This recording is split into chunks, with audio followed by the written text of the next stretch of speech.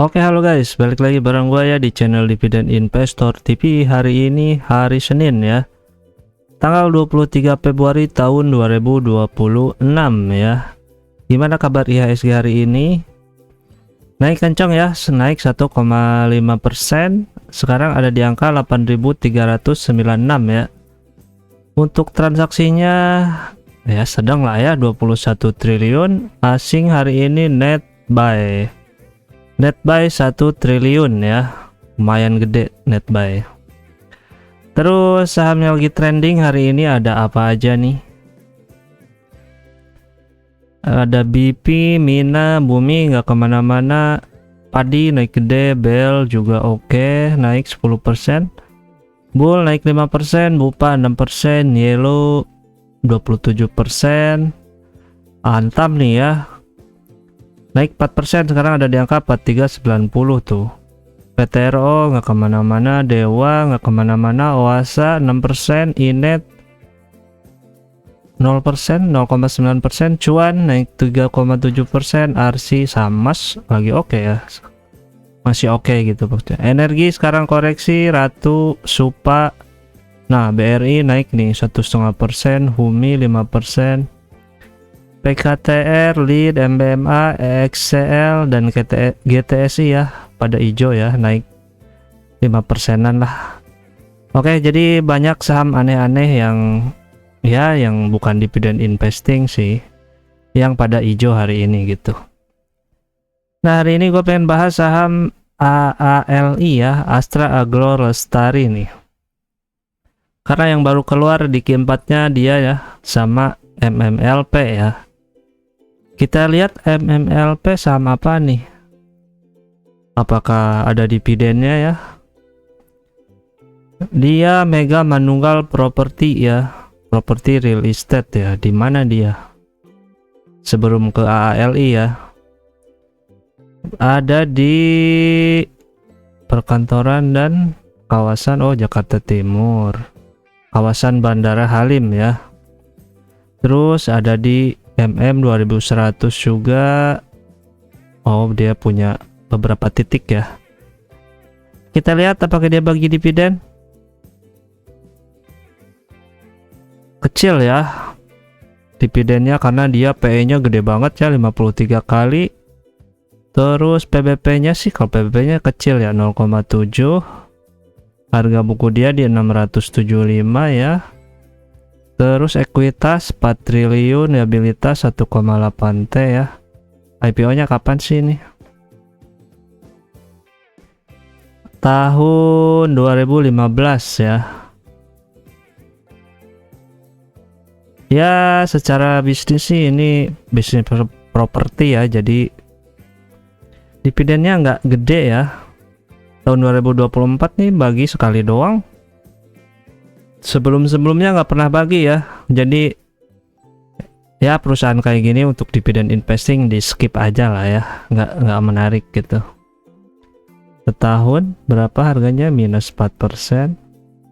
3 tahun juga nggak kemana-mana harganya ya. Nah, lanjut ke si AALI ya, Astra Agro Lestari alias perusahaannya grup Astra ya, di bidang perkebunan sawit ya. Hari ini naik 1,65% ya, transaksinya 7,4 miliar ya. Terus biasanya berapa nih dia transaksi hariannya? Kadang 3M, 4M ya, di bawah 10M lah ya itu. Terus secara rasio-rasionya gimana ya? PE dia 10 kali ya. Terus PBP-nya sih 0,6 kali ya, masih di bawah 1. Harga buku dia sih harusnya 12.238. Jadi masih ada gap sebanyak ya 80%-an lebih lah ya kalau menuju 12.000 ya. Terus ekuitasnya ada di 23 triliun dan wah kecil banget nih, utangnya cuma 2,8 triliun ya. Cuma 10%-an, nggak nyampe. DER-nya 9% doang ya. Free float-nya 20% nih. Market cap-nya 14,8 triliun ya, tapi NPM-nya lumayan tipis ya. Kalau sawit sih Tapji lebih oke ya kalau menurut gua ya, karena gua pegang. Jadi gua bilang oke. Nah, kalau GPM-nya sih 20% lah ya. Gitu, terus dia udah bagi interim ya 123 perak nih kemarin di Oktober 2025 ya. Nah, untuk revenue-nya gimana nih? Naik ya dibanding tahun-tahun sebelumnya ya. 2025 dia dapat 28,6 triliun. Kita coba cek laporan keuangannya ya. Sambil belajar tipis-tipis lah ya, gue juga nggak terlalu ngerti. Tapi kita ambil yang inti-intinya aja, oke? Dinyatakan dalam jutaan rupiah ya. Nah, kita lihat aset lancar dia, kas dan setara kasnya ada 2,7 triliun ya. Kan dalam jutaan. Terus penyisihan penurunan nilai setelah dikurangi penyisihan penurunan nilai, oke? Piutang usahanya dia ke pihak ketiga ada 816 miliar, dan pihak berelasi alias ya saudara-saudaranya dia lah, perusahaan atau anak-anak usahanya atau yang berelasi tentunya ya, yang satu lingkup sama Astra. Piutang lain-lain pihak ketiga 31 M doang. Terus persediaan dia nih 3,2 triliun ya. Nah, persediaannya ini apa? Nah, kita harus dicek aja di sini nih di notes-nya. Lu cek sendiri aja lah ya di 2E7 gitu. Apakah di situ ada sawit atau ada apa gitu ya di dalamnya. Kalian bisa lihat. Berarti total asetnya ada di 8,6 triliun, terus aset tidak lancarnya 27 triliun ya. Ada investasi Ventura 332 miliar, pajak tangguhan, terus nah tanaman nih. Tanaman produktif, tanaman menghasilkan setelah dikurangi akumulasi penyusutan ya. 2024 4,5 triliun ya. Nah, sekarang sisanya di 5,9 triliun ya. Tanaman belum menghasilkan. Nah, berarti dia udah siap nih, tanaman belum menghasilkan berarti belum berbuah lah ya, masih muda umurnya, berarti masih di bawah 10 tahun mungkin ya. Sawit berapa tahun tuh berbuahnya? Gua nggak tahu ya. Gitu. Nah, jadi ada di sini di laporan keuangannya ya. Jadi total asetnya 27 triliun ya. Oh, aset tidak lancar yang tadi ini nih 18T ya. Total aset 27 triliun. Untuk utang, uang muka pelanggan pihak ketiga ya, ini ke konsumen tentunya, terus utang usaha ke konsumen. Ini pihak berelasi ya, tentunya di ruang lingkup dia lah ya. Terus lebih utang lain-lain, nah 221 M dan lain-lain lah. Pokoknya total liabilitas jangka pendek dia 2 triliun ya. Ya kecil lah ya. Kas dia kan gede. Liabilitas jangka panjangnya ada ke bank nggak dia? Imbalan kerja, nah pinjaman bank jangka panjang nggak ada loh ya, dia nggak punya utang bank loh. Sini utang bank nggak ada juga sih, banyak, berarti duitnya udah oke lah si ALI ya. Perusahaannya sangat sehat tentunya. Di sini juga kan kelihatan ya, liabilitasnya juga cuma seuprit ya, 2,8. Mana tadi yang 2,8? Nah berarti ini nih sama kan, nah 2,8 ini 2889 tuh. Jadi ya Stockbit ibaratnya udah ngerangkumin lah, tanpa kita harus buka laporan keuangan ya, dia juga udah nyantuminya di sini gitu.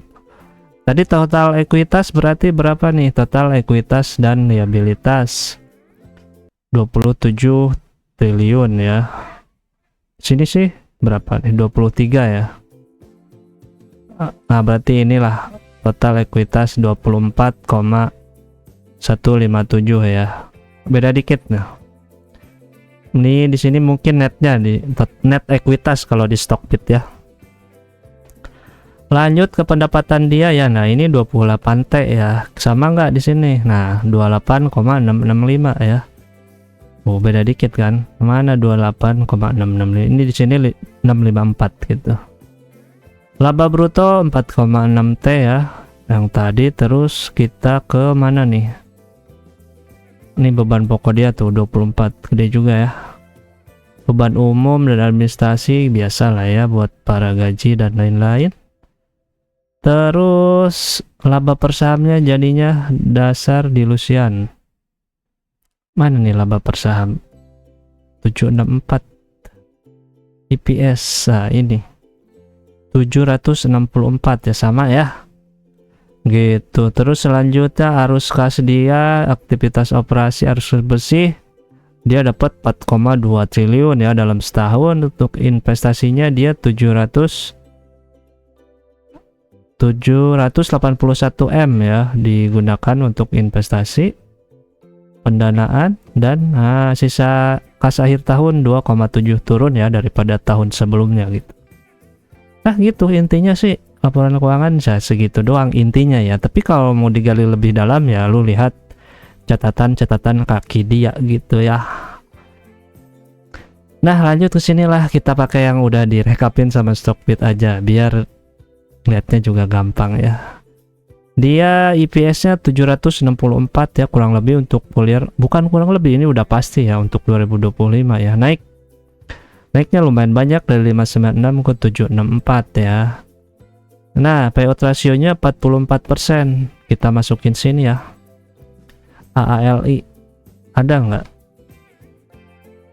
Oh, nggak ada. Ternyata nggak masuk soalnya kecil ya. AALI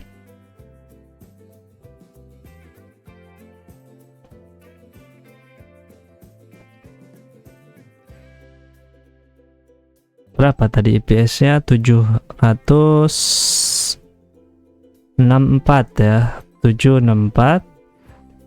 Payout rasionya 44,9, anggaplah 45 lah, 45% ya. Tapi dia udah bagi interim sih.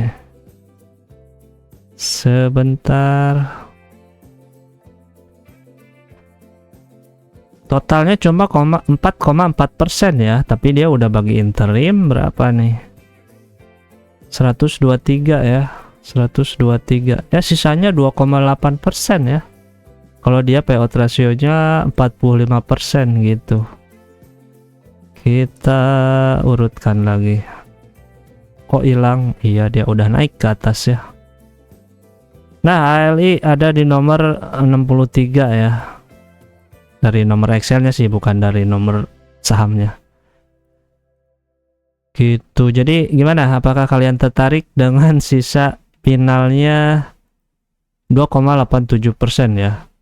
Untuk si ALI ya kecil lah ya.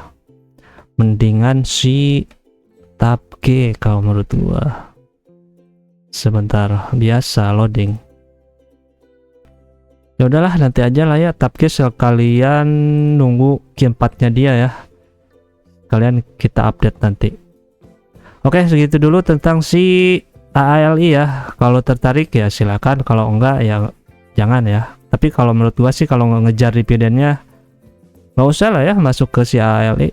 Kecil soalnya. Cuma 4% doang totalnya, belum udah dikurangi interim kalau belum masuk dari awal tahun ya.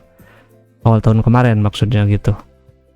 Oke, segitu dulu video kali ini, mudah-mudahan bermanfaat dan ingat karena hutang harus dibayar. Bye bye.